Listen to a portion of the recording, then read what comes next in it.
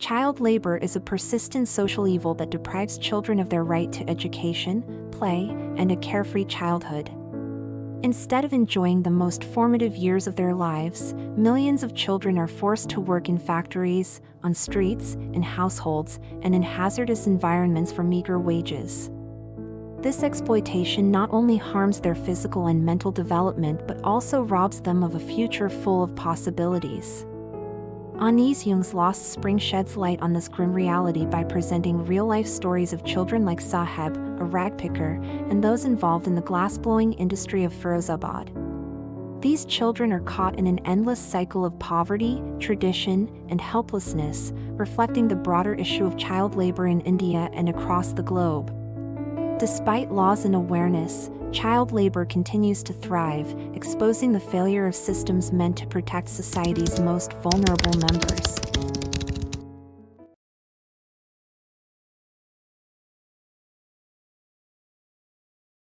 The narrator talks about a boy named Saheb.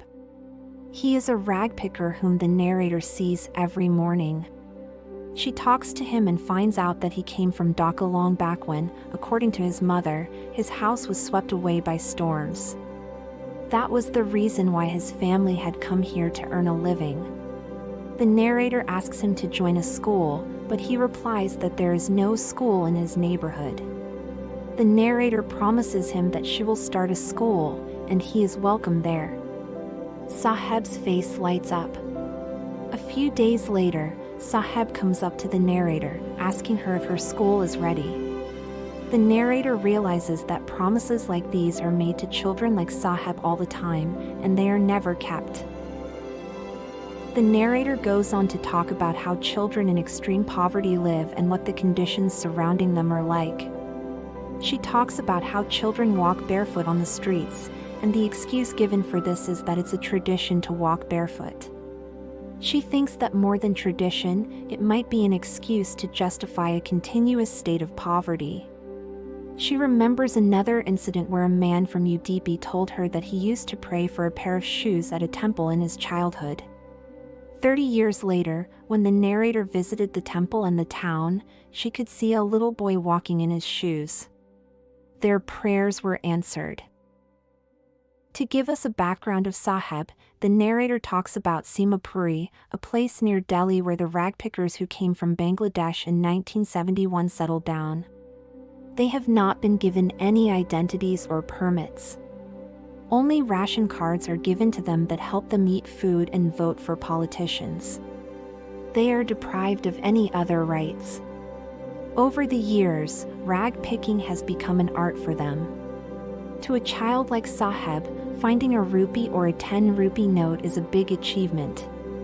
One day, she sees Saheb wearing a pair of tennis shoes. One of them had a hole in it, and it did not seem to bother him because it was a dream come true for a child who had always walked barefoot. Later, the narrator sees Saheb with a steel canister in his hand. She learns that he has started working at a tea stall recently and is paid 800 rupees in addition to daily meals. When asked if he was happy with his new job, Saheb looked downcast. He was working under someone, and his freedom was taken away from him. He no longer had a carefree attitude, and the steel canister seemed heavier than the plastic bag that he used to carry for rag picking.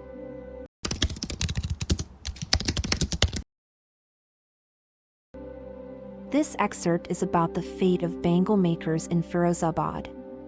The author portrays the kind of poverty that looms over the houses and streets of bangle makers in this town.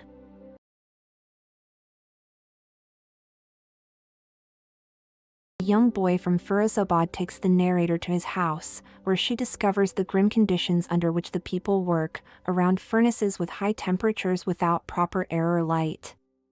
They do not know that it is illegal for children to be working under these kinds of conditions. The narrator observes that bangle making is done by people belonging to a particular caste specializing in it. The art has been passed down from parents to their children for generations. Even after the whole family worked at the bangle factory, they remained poor. Mukesh's family was not able to build a proper house yet. The same is the fate of other people living in this area. The sorrow and desperation of being unable to feed themselves even 3 proper meals daily reduce their courage to fight against the situation. When asked why they cannot form a cooperative to improve their living conditions, they said they fear being beaten and hauled away by the police for doing something illegal. Their fathers and forefathers were trapped by middlemen. The younger generations are still paying the price for that. The bangle makers are downtrodden due to the poverty and stigma of their caste. The narrator points out the presence of a vicious circle here, the involvement of sahukars, policemen, and middlemen who do not let these people rise up in society. Therefore, no one dares to break away from this line of the profession, from this tragic world of poverty and suppression. Dreams of being a motor mechanic, and the narrator sees a flash of rebellion in his eyes. She asked him if he would like to be a pilot someday. He seemed embarrassed and replied that he was happy dreaming about being a motor mechanic. Flying a plane was a dream beyond his reach.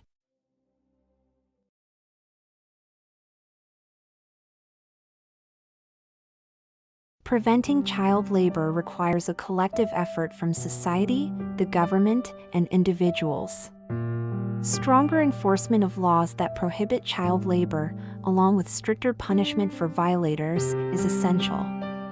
At the same time, access to free and quality education must be ensured so that children have an alternative to labor.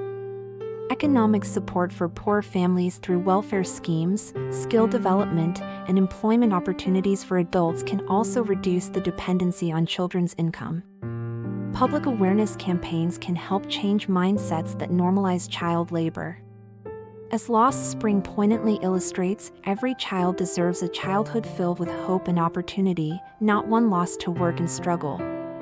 Ending child labor is not just a legal responsibility, it is a moral duty.